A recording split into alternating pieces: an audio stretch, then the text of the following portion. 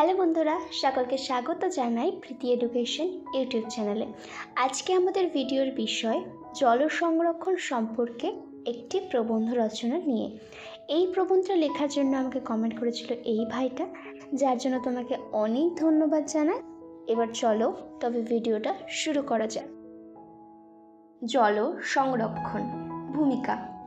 জলের অপর নাম জীবন। জল ছাড়া গোটা পৃথিবী অচল। পৃথিবী সৃষ্টির আদিতে সম্পূর্ণ দেশ ছিল জলাময়।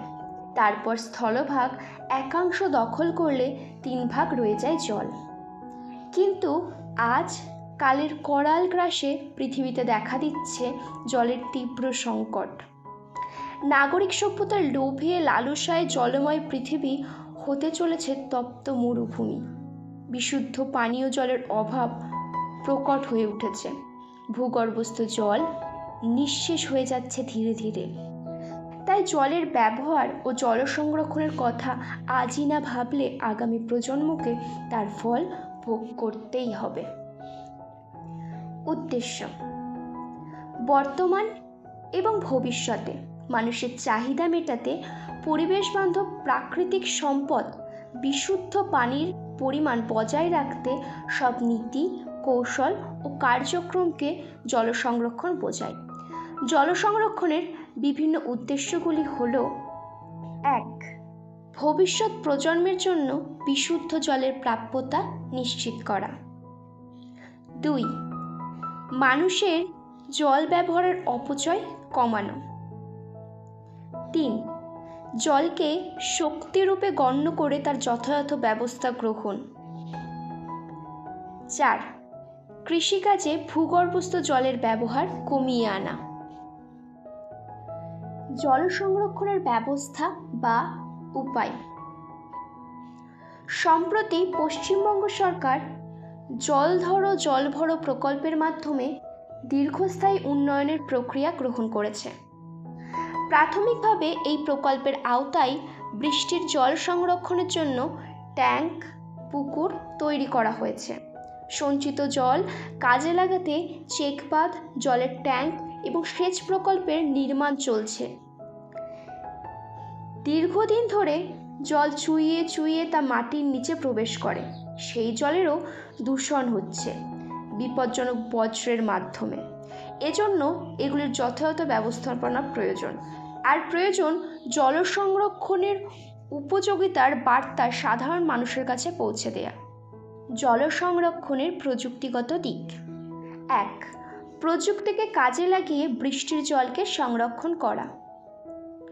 2. নিজের বাগানের পরিচর্যা করুন সকালে।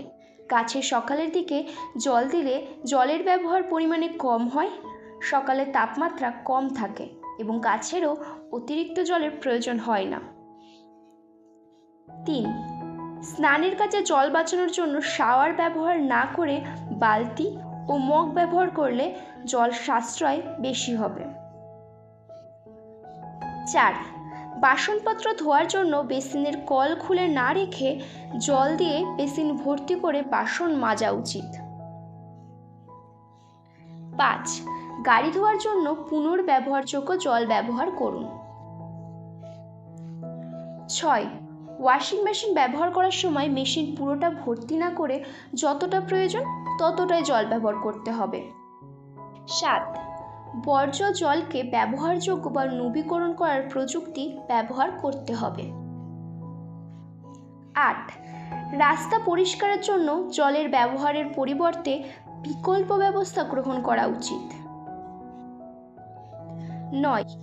বৃষ্টির জলকে মাটির নিচে ধরে রেখে চাষাবাদ করার নতুন নতুন প্রক্রিয়া গ্রহণ করা যেতে পারে। 10.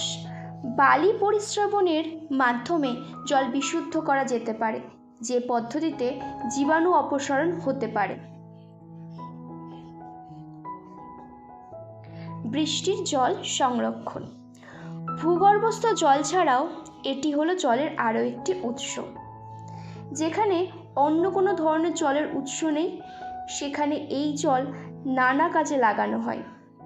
বৃষ্টির জল উচ্চ গুণমান সম্পন্ন জল। এতে কোনো রাসায়নিক পদার্থ নেই। বৃষ্টির জল সংরক্ষণ করলে বন্যা রোধ করাও সম্ভব।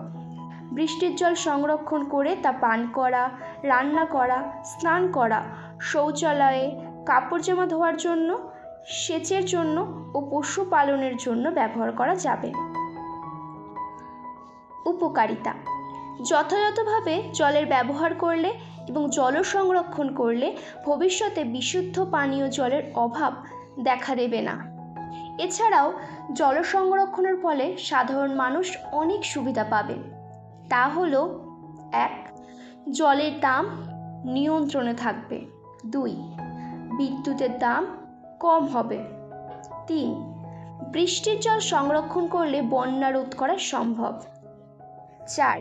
বৃষ্টির জল সংরক্ষণ করলে মাটির ওপরের স্তর ক্ষয় হয় না। 5.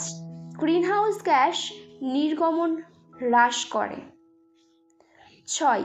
বাস্তুতন্ত্র রক্ষা করে। উপসংহার: আমাদের দৈনন্দিন জীবনে জল ব্যবহারের সময় মনে রাখতে হবে, জল হলো পৃথিবীর গুরুত্বপূর্ণ ভৌত সম্পদ।